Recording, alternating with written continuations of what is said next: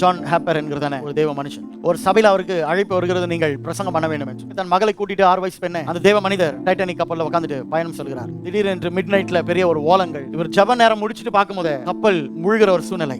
எல்லாம் லைஃப் போட்ல ஏறுறாங்க. தன்னுடைய மகளை ஒரு துணியில சுருட்டி அந்த லைஃப் போட்ல கொடுத்துட்டு, இவருக்கு நன்றாக தெரியும் பிள்ளையை பார்ப்பனும் பார்க்க மாட்டேன்னு தெரியாது. இவர் பிழைக்கிறதுக்கு ஒரு வாய்ப்பு கிடைச்சிச்சு, லைஃப் ஜாக்கெட் கிடைச்சிச்சு. அந்த நேரத்துல தான் ஒரு மனுஷன் உயிருக்கு போராடிட்டு எனக்கு காப்பாற்றுங்க அர்த்திட்டு இருக்கான்.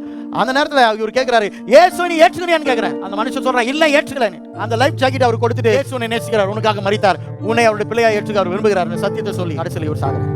சில பேர் தான் அந்த டைட்டானிக் கப்பல்ல இருந்து தப்பிச்சு உங்களுக்கு மீட்டிங் ஒன்று வைக்கிறாங்க. அந்த மனுஷன் எக்ஸ்பீரியன்ஸ் சொல்றான். ஜான் ஹேப்பர் பிரசங்கித்த பிரசங்கத்துல கடைசியில ரட்சிக்கப்பட்டவன் நான் தான். தன் உயிரையும் பார்க்காம எனக்காக வாழ்க்கையை அர்ப்பணிச்சான். அண்டர்ஸ்டாண்ட் பண்ணீங்க?